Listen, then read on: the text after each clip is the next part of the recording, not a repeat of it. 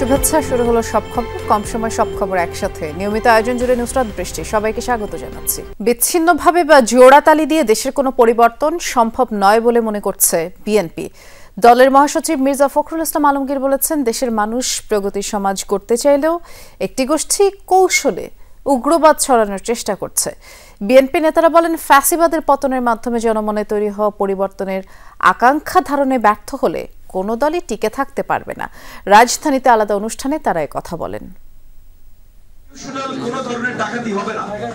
সামাজিক সুরক্ষা কতটা সুরক্ষিত, এমন প্রশ্নের জবাব খুঁজতেই জাতীয় প্রেস ক্লাবে অর্পণ আলোক সংঘ নামের একটি সংগঠন আয়োজন করে আলোচনা সভার, যেখানে বিভিন্ন পেশার মানুষের প্রশ্নের উত্তর দেন রাজনীতিবিদরা।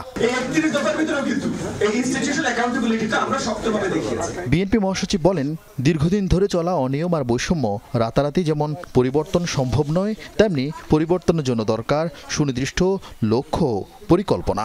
আমাদের সবকিছুই আপনার নির্ধারণ করে আমলারা। ইউনিভার্সিটিতে শিক্ষকদের আপনার নিয়োগ হয় ঘুষ দিয়ে, স্কুলের শিক্ষকদের নিয়োগ হয় ঘুষ দিয়ে, নার্সদের নিয়োগ হয় আপনার ঘুষ দিয়ে। তো যে ব্যবস্থাতে এই ধরনের অনিয়ম চলতে থাকে, যে ধরনের বৈষম্য চলতে থাকে, সেখানে আপনি যে রাতারাতি কোনো কিছু করে ফেলতে পারবেন, এটা খুব ডিফিকাল্ট। বিচ্ছিন্নভাবে কোনো কিছুই করা যায় না এবং জোড়া তালে দিয়েও কোনো কিছু করা যায় না। সুনির্দিষ্ট চিন্তাভাবনা প্রয়োজন।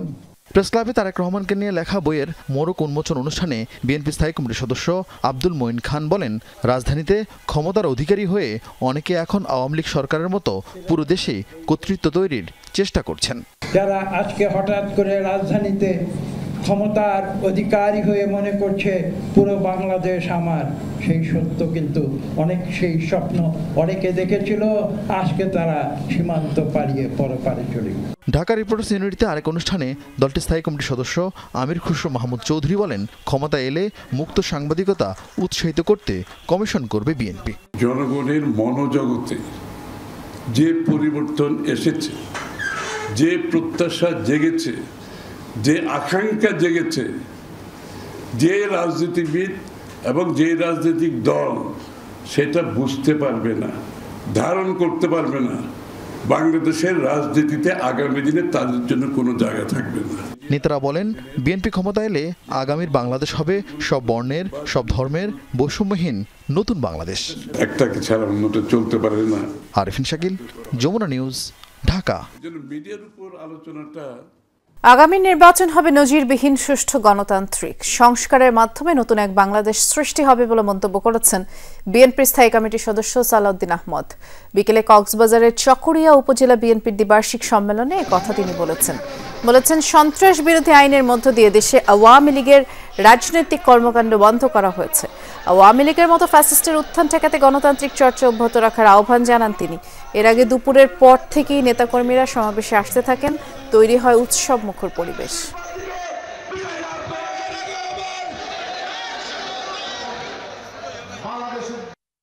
গণতন্ত্রের ভাষা হচ্ছে মানুষ যাকে ভোট দিবে সেই এমপি নির্বাচিত হবে।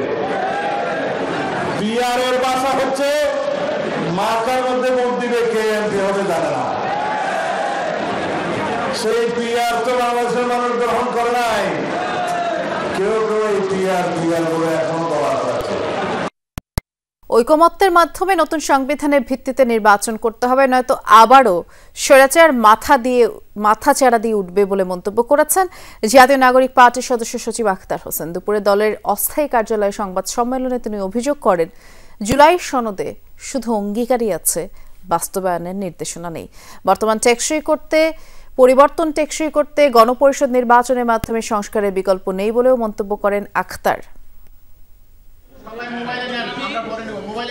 জুলাই সনদের খসড়া সম্পর্কে এরই মধ্যে মতামত জানিয়েছে এনসিপি। সনদ নিয়ে নিজেদের পর্যবেক্ষণ জানাতে দলের অস্থায়ী কেন্দ্রীয় কার্যালয়ে সংবাদ সম্মেলন করে দলটি, যেখানে বক্তব্য রাখেন দলের সদস্য সচিব আখতার হোসেন। এনসিপির নেতা বলেন, জুলাই সনদ হতাশ করেছে অভ্যুত্থানের পক্ষশক্তিকে। সনদের নামকরণ নিয়েও জানান দলের অবস্থান।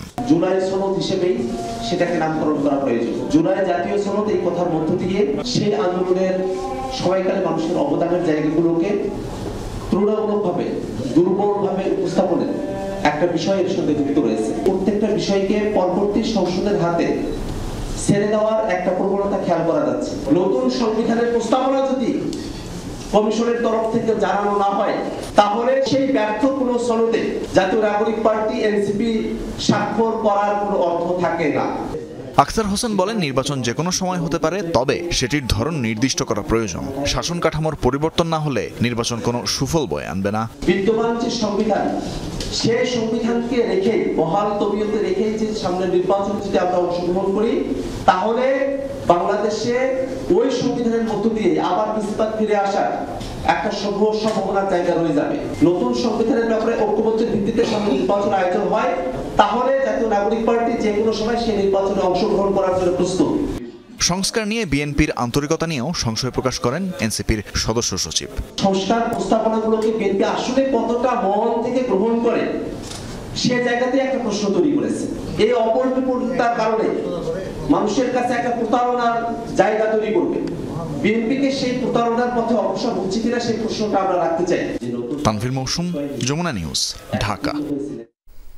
সরকারের পক্ষ থেকে নির্বাচন কেন্দ্রিক কোনো অনৈতিক চাপ এলে পদত্যাগ করবেন বলে সাফ জানিয়ে দিলেন প্রধান নির্বাচন কমিশনার এএমএম নাসির উদ্দিন। রাজশাহীতে সাংবাদিকদের সাথে আলাপে তিনি জানিয়েছেন, নির্বাচনে জালিয়াতি ঠেকাতে সর্বোচ্চ প্রস্তুতি নিচ্ছে কমিশন। সংবিধানে পিআর পদ্ধতি নেই জানিয়ে সিইসি বলেছেন, এটি রাজনৈতিক ঐকমত্যের বিষয়।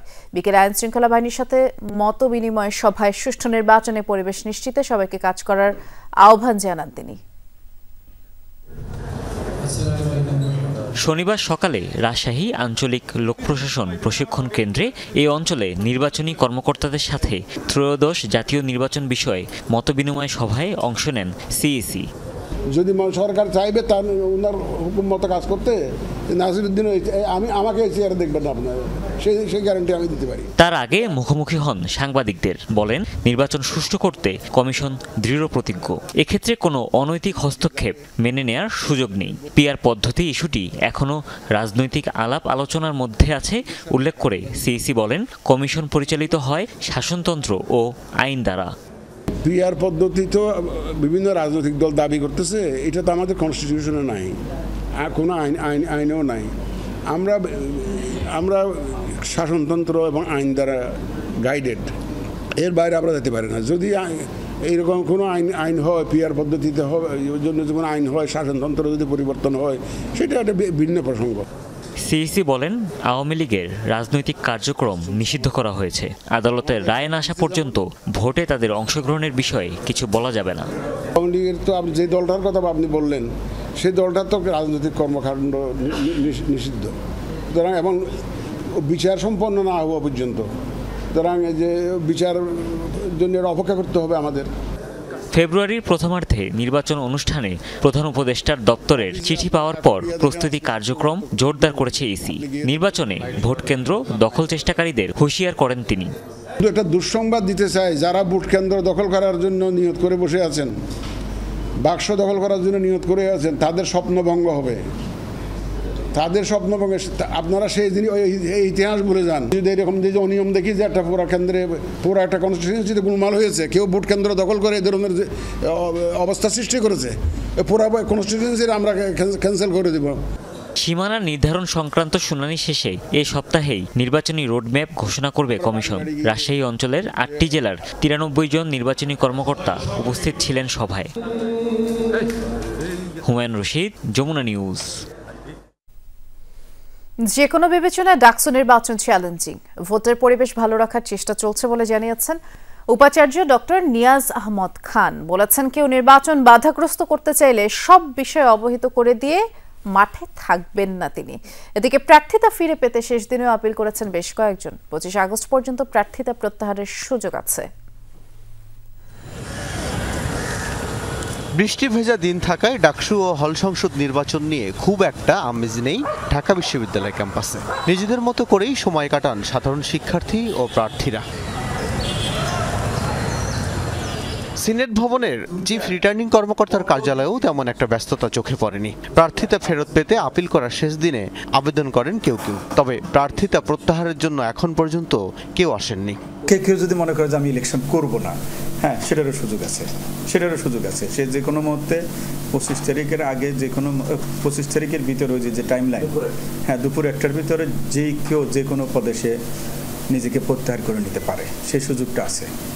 এদিকে ছাত্র শিক্ষক মিলনায়তনে ঢাকা বিশ্ববিদ্যালয়ে কালো দিবস স্মরণে আলোচনা সভায় উঠে আসে ডাকসু নির্বাচনের কথা। অনুষ্ঠান শেষে সাংবাদিকদের ডাকসু নির্বাচন নিয়ে নিজের ভাবনার কথা জানান উপাচার্য।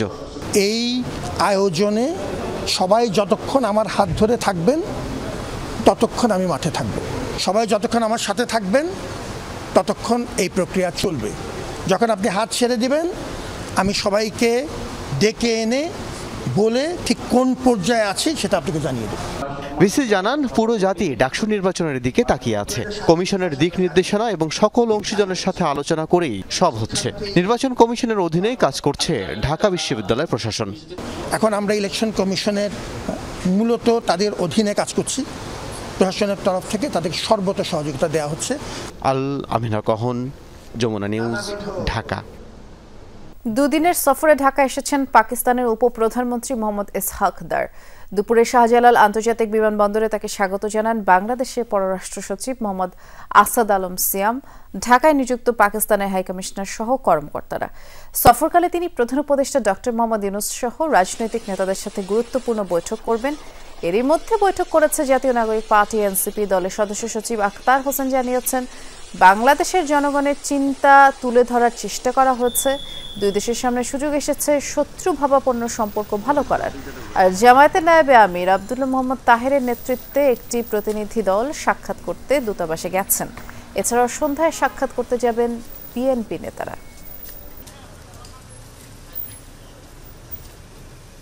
বাংলাদেশের জনগণের যে পারসেপশন সেটা তাদের কাছে উপস্থাপন করার চেষ্টা করেছে। জাতীয় নাগরিক পার্টি এনসিপি মনে করে বাংলাদেশে বিগত সময়ে পাকিস্তান এবং বাংলাদেশের মধ্যকার যে শত্রুভাবাপন্ন সম্পর্ক ছিল সেখান থেকে উন্নতির সুযোগ রয়েছে। যে কোনো ধরনের সম্পর্ক বৃদ্ধির ক্ষেত্রে অবশ্যই 71 ইস্যু 71-এর ইস্যুকে অবশ্যই ডিল করা উচিত। আমরা সে প্রসঙ্গ তাদের কাছে উত্থাপন করেছি। পাকিস্তান দূতাবাসের সহকর্মী তানফির সিদ্দিক টিপু আছেন, তিনি এ বিষয়ে খোঁজ খবর রাখছেন। দেখতে পাচ্ছি আপনাকে টিপু। এখন পর্যন্ত কোন কোন দলের নেতারা সাক্ষাৎ করেছেন, কোনো বিষয়ে আলোচনা হয়েছে কিনা একটু বিস্তারিত জানাবেন। বৃষ্টি, এখন পর্যন্ত জাতীয় নাগরিক পার্টি এনসিপির একটি প্রতিনিধি দল কিছুক্ষণ আগেই সাক্ষাৎ করেছেন পাকিস্তানের বাংলাদেশে সফররত উপপ্রধানমন্ত্রী ইসহাক দারের সাথে, এবং বের হয়ে তারা গণমাধ্যমের সাথে কথাও বলেছেন। এবং আমরা যতটুকু জানি যে কিছুক্ষণ আগে জামায়াতের নায়েবে আমির আব্দুল্লাহ মোহাম্মদ তাহের এবং সেক্রেটারি জেনারেল গোলাম পরোয়ার তাদের নেতৃত্বে একটি প্রতিনিধি দল এই মুহূর্তে ভিতরে পাকিস্তান দূতাবাসের ভিতরে তারা অবস্থান করছেন এবং সেই বৈঠকটি এখনও চলছে। এবং আমরা যতটুকু জানি আর কিছুক্ষণের মধ্যেই বিএনপি মহাসচিব মির্জা ফখরুল ইসলাম আলমগীরের নেতৃত্বে একটি প্রতিনিধি দল এখানে আসার কথা রয়েছে এবং তাদের সাথেও একটি বৈঠক অনুষ্ঠিত হওয়ার কথা রয়েছে। আমরা একটু জানিয়ে রাখি যে জাতীয় নাগরিক পার্টির যারা প্রতিনিধি এসেছিলেন, সদস্য সচিব আখতার হোসেন সহ, দর্শক দেখতেই পাচ্ছেন যে জামায়াতের নায়েবে আমির এবং সেক্রেটারি জেনারেল তাদের নেতৃত্বে একটি প্রতিনিধি দল এই মুহূর্তে পাকিস্তানের যিনি উপপ্রধানমন্ত্রী আছেন তাদের সাথে সাক্ষাৎ শেষে তারা বের হয়েছেন এবং অবশ্যই গণমাধ্যমের সাথে তারা কথা বলবেন। এবং এই বৈঠকে কি আলোচনা হলো, কি বিষয়ে তারা আলাপ করলেন, অবশ্যই আমরা আপনার মাধ্যমে বৃষ্টি সেগুলো জানানোর চেষ্টা করব। এবং এর পরপরই কিন্তু আসলে বিএনপি মহাসচিবের নেতৃত্বে বিএনপির একটি প্রতিনিধি দল এখানে আসবে বলে আমরা জানতে পেরেছি। তো বৃষ্টি, এই ছিল আমার কাছে সবশেষ। শুক্রবার এশিয়া কাপ আর নেদারল্যান্ডস সিরিজের জন্য 16 সদস্যের দল দিয়েছে বিসিবি। শনিবার সংবাদ সম্মেলনে প্রধান নির্বাচক জানিয়েছেন, জাকের আলীর ব্যাকআপ হিসেবে নুরুল হাসান সোহানকে দলে নেওয়া হয়েছে, আর সাইফ সুযোগ পেয়েছেন অনেক পজিশনে খেলতে পারবেন দেখে।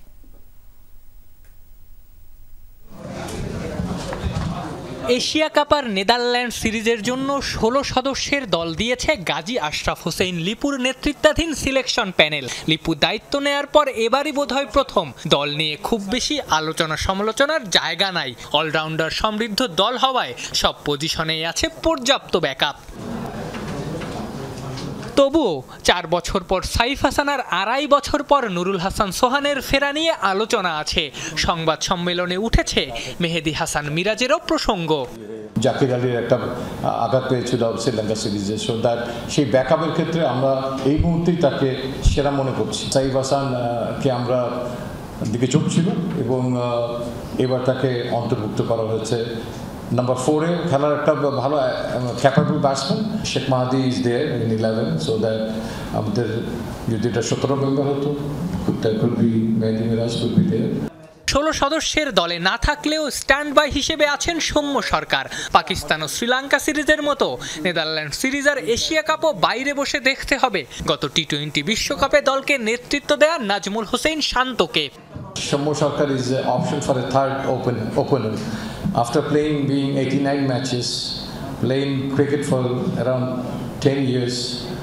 So I think he also knows that what he need to do to come back into the team. শান্তর সঙ্গে আমার কমিউনিকেশন যখন তিনি প্রথমে দল থেকে বাদ পড়লেন তখনই শান্তর সঙ্গে আমার কমিউনিকেট হয়েছে। So we are clear about what we are looking for and what he need to do to come back. 3বার এশিয়া কাপ ফাইনাল খেলায় এশিয়ান শ্রেষ্ঠত্বের এই আসরের কথা শুরু হলেই প্রশ্ন উঠতে শুরু করে, বাংলাদেশ চ্যাম্পিয়ন হতে পারবে তো? এই প্রশ্নের উত্তরে সবাইকে বাস্তববাদী হওয়ার আহ্বান প্রধান নির্বাচকের। ইমোশনাল অ্যাসপেক্টে পজিটিভ মুডে আমিও আশা করি যে দল চ্যাম্পিয়ন হওয়ার লক্ষ্যেই যাবে, বাট আপনি যখন অ্যানালিটিক্যাল অ্যান্ড লজিক্যাল চিন্তা করবেন তখন আপনাকে ভাবতে হবে যে আপনি কোথায় দাঁড়িয়েছেন।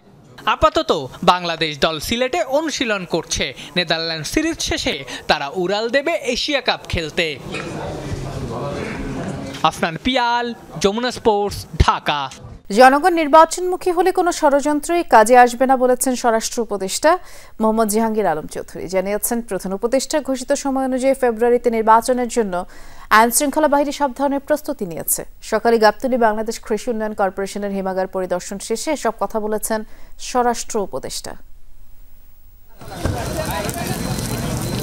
সকালে রাজধানীর গাবতলী বাংলাদেশ কৃষি উন্নয়ন কর্পোরেশনের কেন্দ্রীয় বীজ পরীক্ষাগার এবং সবজি বীজ প্রক্রিয়াকরণ কেন্দ্র পরিদর্শন করেন স্বরাষ্ট্র ও কৃষি উপদেষ্টা অবসরপ্রাপ্ত লেফটেন্যান্ট জেনারেল জাহাঙ্গীর আলম চৌধুরী। বলেন, বৃষ্টির জন্য কৃষকের সবজি নষ্ট হয়ে যাওয়ায় বাড়ছে দাম। বৃষ্টির কারণে সবজি অনেক নষ্ট হয়ে গেছে। এই সবজি নষ্ট হয়ে যাওয়ায় জিনিসপত্রের দাম মানে সবজির দাম কিছুটা বেড়ে গেছে। পরে নির্বাচন নিয়ে স্বরাষ্ট্র উপদেষ্টা বলেন, ফেব্রুয়ারিতে ভোটের জন্য আইন শৃঙ্খলা বাহিনী সব ধরনের প্রস্তুতি গ্রহণ করেছে। কোনো ষড়যন্ত্র নির্বাচন বানচাল করতে পারবে না বলেও হুঁশিয়ারি দেন তিনি। নির্বাচনের প্রস্তুতি যেভাবে নেওয়া দরকার আমরা ওভাবে প্রস্তুতি নিচ্ছি। আল্লাহ দিলে ফেব্রুয়ারি মাসে নির্বাচন করতে আমাদের কোনো ধরনের অসুবিধা হবে না। জনগণ যে সময় ভোটারমুখী হয়ে যাবে এবং পলিটিক্যাল পার্টিগুলোর জন্য ভোটারমুখী হয়ে যাবে, সেই সময় দেখবেন এই সব কিছু কেউ কোনো বাধা দিতে পারবে না। এটা হলো জনগণ হলো আমাদের মেইন ফ্যাক্টর এবং পলিটিক্যাল পার্টিগুলি এই যে নির্বাচন তারা তো সব নির্বাচনমুখী হয়ে যাবে। এখনই জনগণ কিন্তু নির্বাচনমুখী হয়ে গেছে। জানান, সীমান্ত পথে অবৈধ অস্ত্র প্রবেশ বন্ধে কাজ করছে আইন শৃঙ্খলা বাহিনী। দেশের সীমান্ত আগের তুলনায় অনেক বেশি সুরক্ষিত বলেও জানান স্বরাষ্ট্র উপদেষ্টা। আমাদের সীমান্ত নিরাপদ এবং সুরক্ষিত। আপনাদের আমাদের জনগণও কিন্তু সাংঘাতিক সচেতন। বর্ডার বেল্টে যেই সব আমাদের সেরা জনগণ আছেন তারা কিন্তু খুবই সচেতন। পরে দারুসালাম থানার কার্যক্রম পরিদর্শন করেন তিনি। এ সময় 25টি ভাড়া নিয়ে চলা ডিএমপির থানাগুলোকে নিজস্ব ভবনে নিয়ে আসার পরিকল্পনার কথাও জানান তিনি। থানা 50টার ভিতরে 25টাই ভাড়া। রাব্বি সিদ্দিকী, যমুনা নিউজ, ঢাকা।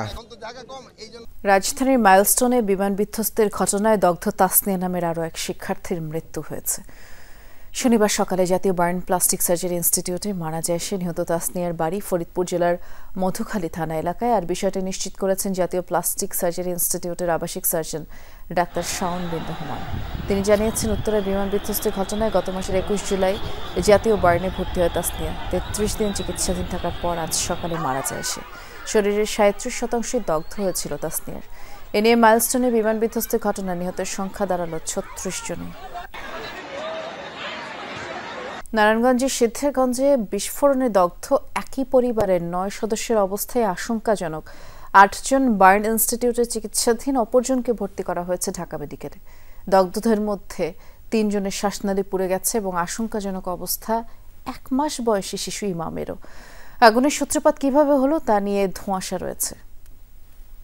বাবা আমি আর কিছু শুনতে পারি না, আমি যে গেল আমার কাছে কেউ কর না বাবা। কান্না আর আহাজারি থামছেই না জুলেখা বেগমের। নারায়ণগঞ্জের সিদ্ধিরগঞ্জের দগ্ধ হাসানের মা তিনি। হাসান সহ পরিবারের 9 সদস্য আগুনে পুড়ে রয়েছেন জীবন মৃত্যুর সন্ধিক্ষণে। আগুন থেকে রক্ষা পায়নি 1 মাসের শিশু ইমামও। স্বজন ও প্রতিবেশীরা জানান, রাত 3টার দিকে হাসানের টিন শেড সেই বাড়িতে বিস্ফোরণ হয়। বিস্ফোরণের শব্দ শুনে ঘটনাস্থলে ছুটে গিয়ে দগ্ধদের উদ্ধার করেন তারা।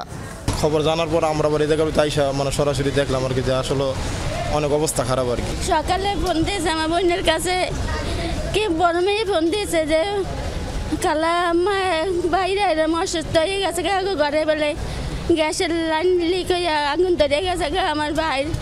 তাদের দাবি গ্যাস লাইনের লিকেজ থেকে আগুনের ঘটনা ঘটে। লিকেজের খবর আগেও জানানো হয়েছিল বাড়ির মালিককে, তবে সমাধান না পেয়ে সামনের মাসেই এই বাড়ি ছেড়ে অন্য আরেকটি বাড়িতে ওঠার কথা ছিল তাদের।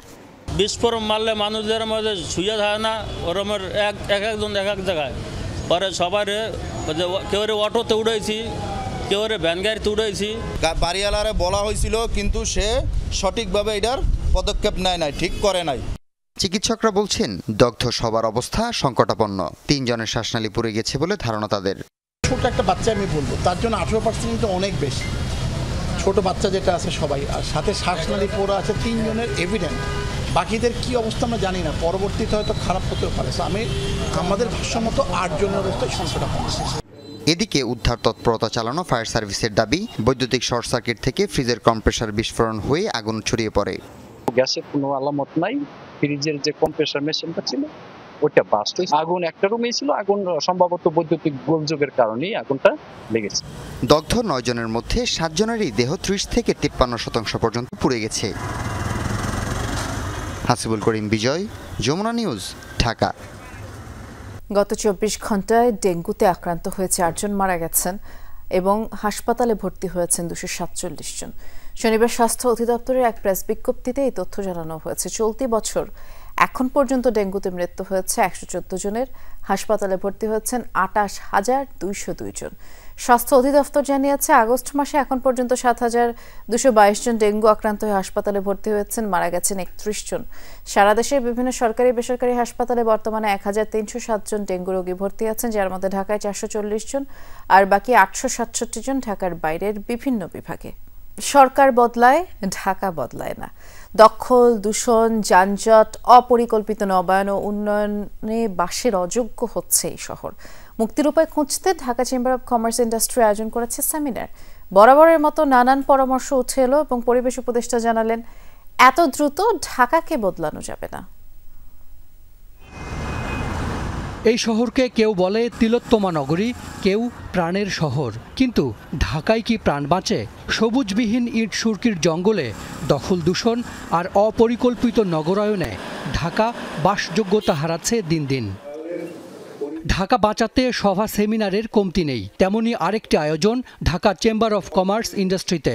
মূল প্রবন্ধ তুলে ধরেন স্থপতি ইকবাল হাবিব। জানান, কয়েক দশকে ঢাকার 14,000 হেক্টর জলাধর ও জলাভূমি হারিয়ে গেছে। ঢাকার সবুজ 8 ভাগে এসে ঠেকেছে। বাড়ছে তাপমাত্রা, কমছে পানির স্তর। বিকেন্দ্রীকরণ দূরের কথা, দিন দিন আরও কেন্দ্রীভূত হচ্ছে রাজধানী। প্রতিদিন প্রায় 2,000 মানুষ যুক্ত হচ্ছে ঢাকায়। চাকরি, ব্যবসা কিংবা চিকিৎসা, রাজধানী যেন ভরসা। উন্নয়নের যে নিয়ন্ত্রণটা নাই, দ্যাট মিনস ঢাকার ভেতরে অনুমোদনহীন শিল্প কারখানা কিংবা কোনো একটা কমার্শিয়াল এস্টাবলিশমেন্ট করলে সেটা যে ঢাকার উপরে ঝুঁকি তৈরি করে, ঢাকার সার্বিক ট্রান্সপোর্ট থেকে শুরু করে ইউটিলিটির উপর ঝুঁকি তৈরি করে, এটা জানার পরেও সরকার বিস্ময়করভাবে নীরব। কি করণীয়, আমি কিন্তু দরদ দিয়ে 3 মাস লাগিয়ে একটা রিপোর্ট জমা দিয়েছিলাম এই সরকারের কাছে, নির্দলীয় সরকার, যারা অনেক কিছু করতে পারতেন।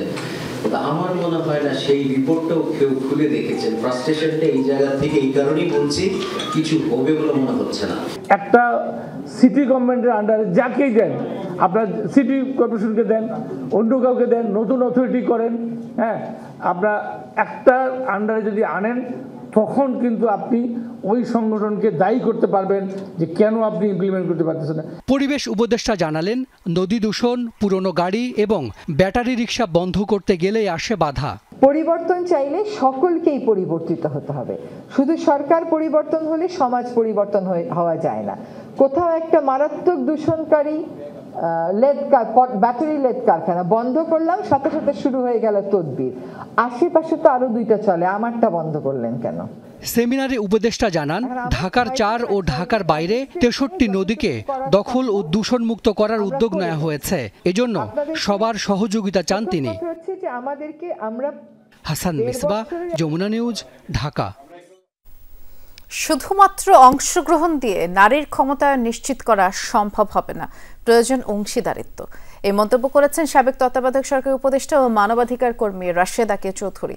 এফডিসিতে ডিবেট ফর ডেমোক্রেসির আয়োজনে সংরক্ষিত নারী আসনে নির্বাচন ও নারীর ক্ষমতায়ন বিষয়ক ছায়া সংসদ বিতর্কে তিনি এ কথা বলেছেন। রাজনৈতিক সদিচ্ছা থাকলে সর্বক্ষেত্রেই বৈষম্য দূর করা সম্ভব বলে মনে করেন রাশেদা কে চৌধুরী। দেশের জনসংখ্যার 51% নারী হলেও রাজনীতি, অর্থনীতি কিংবা কর্মক্ষেত্রে নারীর ক্ষমতায়ন কেমন? জুলাই গণঅভ্যুত্থানে নারীরা অগ্রণী ভূমিকা পালন করলেও অভ্যুত্থান পরবর্তী দেশে নারীর অংশীদারিত্ব কতখানি বাড়ল? এমন অনেক প্রশ্ন আর উত্তর মিলল এফডিসিতে ছায়া সংসদ বিতর্কে। এদিন 2টি বেসরকারি বিশ্ববিদ্যালয়ের শিক্ষার্থীরা এতে অংশ নেয়। সরাসরি নির্বাচন হবে, তখন জনসম্পৃক্ততা থাকবে, জনগণের ভোট হবে। নারীর ক্ষমতায়ন সুরক্ষিত করা সরাসরি নির্বাচনে নাকি সংরক্ষিত আসনে সরাসরি নির্বাচনে? ডিবেট ফর ডেমোক্রেসির চেয়ারম্যান হাসান আহমেদ চৌধুরী কিরণ বলেন, সংরক্ষিত নারী আসনে সরাসরি নির্বাচন না হলে গণতান্ত্রিক নির্বাচন ব্যবস্থা পূর্ণতা পায় না। সংরক্ষিত নারী আসনে 50 সেট অলংকারকে বসিয়ে রেখে নারীর অধিকার সুরক্ষা করা সম্ভব নয় এবং ক্ষমতায়ন বাস্তবায়ন করা সম্ভব নয় এবং নারীকে মর্যাদাপূর্ণ করা সম্ভব নয়। সে কারণে 50 সেট অলংকারের যে কথিত কথাটি রয়েছে, সেই কথিত কথাটিকে আমরা কিভাবে এখন আমাদের এই সংসদ থেকে দূর করতে পারি, 50 সেট অলংকারের পরিবর্তে আমরা সরাসরি নির্বাচনের মাধ্যমে কিভাবে আসতে পারি, সেটির একটা প্রেক্ষাপট আমাদেরকে দেখতে হবে। অনুষ্ঠানে রাশেদা কে চৌধুরী বলেন, শুধু নারীর অংশগ্রহণে ক্ষমতায়ন হয় না, প্রয়োজন অংশীদারিত্ব।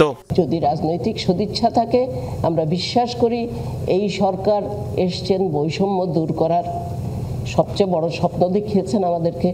সর্বস্তরে শিক্ষা, স্বাস্থ্য, নারীর ক্ষমতায়ন, সর্বত্র বৈষম্য বিরাজমান। সেই জায়গাটাতে তারা একটা সুদৃঢ় পদক্ষেপ নেবেন। এই পদক্ষেপের সূচনা কিন্তু সংসদে নারীর ক্ষমতায়ন, নারীর অংশগ্রহণের মধ্য দিয়ে হতে পারে। নারী কমিশন ছাড়া আর কোনো কমিশনে নারীর উল্লেখযোগ্য অংশীদারিত্ব না থাকায় ক্ষোভ প্রকাশ করেন তিনি। অবাক হয়ে লক্ষ্য করলাম ঐকমত্য কমিশন, বয়েজ ক্লাব, আরো সবগুলো কমিশনে, আমরা নারী কমিশন ছাড়া সবগুলাতে দেখবেন নারীর তো প্রতীকী অংশগ্রহণ। বিতর্কে জয়লাভ করে সংরক্ষিত আসনে নির্বাচনের পক্ষে অংশ নেয়া মানারাত ইন্টারন্যাশনাল ইউনিভার্সিটি। মাইনুল মারুফ, যমুনা নিউজ, ঢাকা। ময়নাতদন্ত শেষে জ্যেষ্ঠ সাংবাদিক বিভুরঞ্জন সরকারের মরদেহ ঢাকায় আনা হয়েছে। আজ দুপুরে মুন্সিগঞ্জ জেনারেল হাসপাতালে তার ময়নাতদন্ত সম্পন্ন হয়। আরএমও জানায়, নিহতের শরীরে কোনো ধরনের আঘাতের চিহ্ন পাওয়া যায়নি। পরে বিভুরঞ্জনের মরদেহ হস্তান্তর করা হয়। শ্রদ্ধা জানান স্থানীয় সাংবাদিকরা। স্বজনরা জানান, বিভুরঞ্জনের মরদেহ সৎকারের জন্য বাসাবোর বরদেশ্বরী কালী মন্দিরে নেওয়া হয়েছে। সেখানে শেষ শ্রদ্ধা জানানোর পর অন্ত্যেষ্টিক্রিয়া সম্পন্ন হবে। নিখোঁজের একদিন পর শুক্রবার বিকেলে মুন্সিগঞ্জের গজরিয়ায় মেঘনা নদী থেকে তার মরদেহ উদ্ধার করা হয়। তার আগে একটি খোলা চিঠিতে নিজের হতাশা, বিষণ্ণতা, বিভিন্ন অপ্রাপ্তির আক্ষেপ তুলে ধরেন বিভুরঞ্জন। দীর্ঘদিন ধরে ঢাকাতেই থাকে, ওই জন্য ঢাকাতেই সবসময় সততার সাথে চলতেন, আমাদেরকেও সবসময় সেই পরামর্শ দিতেন। পানিতে আসলে তার দেহটা একটু পচনশীল ছিল, হালকা পচনশীল ছিল। এমনিতে আমরা যা পোস্টমর্টম যতটুকু করলাম, দেখলাম তাতে ভিতরে ওরকম কোনো আঘাতের চিহ্ন আমরা পেলাম না। কিন্তু তারপরও তার আমরা কিছু জিনিস প্রিজার্ভ করছি, লিভার, কিডনি, স্টোমাক, হার্ট, এগুলো আমরা প্রিজার্ভ করছি। এগুলো প্রিজার্ভ করে আমরা ঢাকায় পাঠাই দিচ্ছি। এসএ-20 লিগের নিলামের নাম নিবন্ধন করেছেন ভারতের 13 ক্রিকেটার। তালিকায় আছে পাকিস্তানের 40 আর ইংল্যান্ডের 150 জনেরও বেশি ক্রিকেটার। দক্ষিণ আফ্রিকা টি-20 ফ্র্যাঞ্চাইজি লিগ এসএ-20 নিলামের জন্য নিবন্ধন করেছেন মোট 784 জন ক্রিকেটার। তবে আইপিএল এর বাইরে বিদেশি ফ্র্যাঞ্চাইজি টি-20 লিগ খেলার নিয়ম নেই ভারতীয় ক্রিকেটারদের। আর সেই নিয়ম শিথিল করতে দাবি তুলেছিলেন সুরেশ রায়না, রবিন উথাপ্পার মতো ক্রিকেটাররা। যদিও নিজেদের নিয়মে অবিচল ছিল বিসিসিআই, তাদের মতে শুধু অবসরপ্রাপ্ত ক্রিকেটাররাই বাইরে লিগ খেলার অনুমতি পাবে। এসএ লিগের নাম দেয়া ভারতীয়দের মধ্যে সবচেয়ে বড় নাম পীযূষ চাওলা, সিদ্ধার্থ কৌল, অঙ্কিত রাজপুত। আশুলিয়ার নিখোঁজ কিশোর আবু সাইদকে ফিরে পেতে সংবাদ সম্মেলন করেছেন তার পরিবার ও এলাকাবাসী। দুপুরে আশুলিয়ার কুমকুমারী বাজার এলাকায় সংবাদ সম্মেলন করে নিখোঁজ সাইদের পরিবার। এ সময় স্থানীয়রা উপস্থিত ছিল। গত 19 আগস্ট আশুলিয়ার কুমকুমারী বাজার এলাকা থেকে 13 বছর বয়সী কিশোর আবু সাইদ নিখোঁজ হয়। পরিবারের সদস্যরা স্থানীয়রা অনেক খোঁজাখুঁজির পরও সন্ধান পায়নি। এ ঘটনায় আবু সাইদের বাবা জাকির হোসেন আশুলিয়া থানায় ডায়েরি করেছেন। গাজা ইসরায়েলের ভয়াবহতম আগ্রাসন চলছে। নির্বিচারে হামলায় একদিনে কমপক্ষে 71 জন প্রাণ হারিয়েছে। গাজা সিটিতে তাণ্ডব চালিয়ে যাচ্ছে ইসরায়েলি বাহিনী। শুক্রবার 37 জনের মৃত্যু হয়েছে অঞ্চলটিতে। শেখ রাদওয়ানের আশ্রয় শিবির হিসেবে ব্যবহৃত একটি স্কুল টার্গেট করে বোমা বর্ষণ করেছে ইসরায়েলি বাহিনী। প্রাণহানির শিকার হয়েছে 12 জন। হামলা হয়েছে তুফা এলাকায়। এছাড়া দক্ষিণ খান ইউনিসের একটি তাঁবুতে বোমা বর্ষণে মৃত্যু হয়েছে 5 জনের, যার মধ্যে 4 জনই শিশু। মধ্য গাজার মাঘাজি ক্যাম্পে উত্তর গাজার জাবালিয়া আলা বালাদেও ব্যাপক বোমা বর্ষণ করেছে আইডিএফ। ত্রাণ সংগ্রহকারীদের উপর গুলিতে নিহত হয়েছে আরো 7 জন। বেশ কয়েকটি দেশে অস্ত্র তৈরি কারখানা নির্মাণের দাবি করেছে ইরান। দেশটির একটি টেলিভিশনকে দেওয়া সাক্ষাৎকারে প্রতিরক্ষা মন্ত্রী আজিজ নাসিরজাদেহ এই দাবি করেছেন। বলেছেন, বিভিন্ন দেশে সমরাস্ত্র তৈরির অবকাঠামো রয়েছে তাদের, তবে সেসব দেশের নাম প্রকাশ করেননি তিনি। ভবিষ্যতে আনুষ্ঠানিকভাবে দেশগুলোর নাম প্রকাশ করা হতে পারে বলেও মন্তব্য করেছেন তিনি। নাসিরজাদেহ জানিয়েছেন, এতদিন ক্ষেপণাস্ত্র তৈরি যাদের অগ্রাধিকার ছিল, তবে ইসরায়েলের সাথে যুদ্ধের পর অন্য অস্ত্রেও তারা মনোযোগ দিয়েছে। ইউক্রেনে জোরদার হামলা চালিয়ে যাচ্ছে রাশিয়া। শুক্রবারও বেশ কিছু এলাকা দখলের দাবি করেছে রাশিয়ার প্রতিরক্ষা মন্ত্রণালয়। জানায়, গেল এক সপ্তাহে দনেৎস্ক এবং নিপ্রোর 9টি এলাকার নিয়ন্ত্রণ নিয়েছে তারা। রুশ সেনারা বিভিন্ন অস্ত্র ও ড্রোন ব্যবহার করে এবং বিস্ফোরণ ঘটায় 6টি ক্লাস্টার বোমার। লক্ষ্য ছিল সমরাস্ত্র কারখানা, জ্বালানি স্থাপনা, তেল শোধনাগার, গোলাবারুদের ডিপো। একই দিন পাল্টা হামলার দাবি করেছে কিয়েভও। তাদের দাবি, দুপক্ষের মধ্যে 24 ঘন্টায় 107টি লড়াই অনুষ্ঠিত হয়েছে। 2026 ফিফা বিশ্বকাপের ড্র অনুষ্ঠিত হবে আগামী 5 ডিসেম্বর। যুক্তরাষ্ট্রের রাজধানী ওয়াশিংটন ডিসির কেনেডি সেন্টারে ড্র অনুষ্ঠিত হবে বলে ঘোষণা দিয়েছেন দেশটির প্রেসিডেন্ট ডোনাল্ড ট্রাম্প। 1994 সালে সবশেষ বিশ্বকাপ আয়োজন করেছিল যুক্তরাষ্ট্র, আর সেবার ড্র অনুষ্ঠিত হয়েছিল লাস ভেগাসে। ধারণা করা হচ্ছিল 26 বিশ্বকাপের ড্র হবে সেখানেই, কিন্তু যুক্তরাষ্ট্রের president Donald Trump draw venue হিসেবে ঘোষণা করলেন ওয়াশিংটন ডিসির নাম।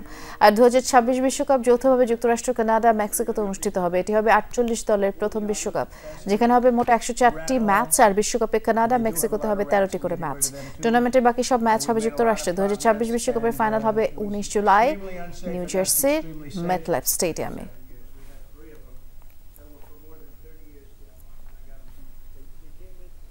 চলতি বছরের নভেম্বরে ভারত সফরে যাচ্ছে আর্জেন্টিনা ফুটবল দল। এক বিজ্ঞপ্তিতে নিশ্চিত করেছে আর্জেন্টিনা ফুটবল অ্যাসোসিয়েশন এএফএ বিবৃতিতে বলা আছে, লিওনেল স্ক্যালোনির অধীনে 2025 সালের বাকি সময়টা প্রীতি ম্যাচ খেলবে আর্জেন্টিনার জাতীয় দল। এ সময় আর্জেন্টিনার কাছে 2 ফিফা উইন্ডো রয়েছে। প্রথমটা হবে 6 অক্টোবর থেকে 14 অক্টোবরের মধ্যে যুক্তরাষ্ট্রে, আর দ্বিতীয় উইন্ডো 10 নভেম্বর থেকে 18 নভেম্বরের মধ্যে, যেখানে অ্যাঙ্গোলা লুয়ান্ডা, ভারতের কেরালা শহরে খেলবে আর্জেন্টিনা। এই ছিল আজকে সব খবর, সব আপডেট। সাথে থাকার জন্য ধন্যবাদ। নিরাপদে থাকবেন।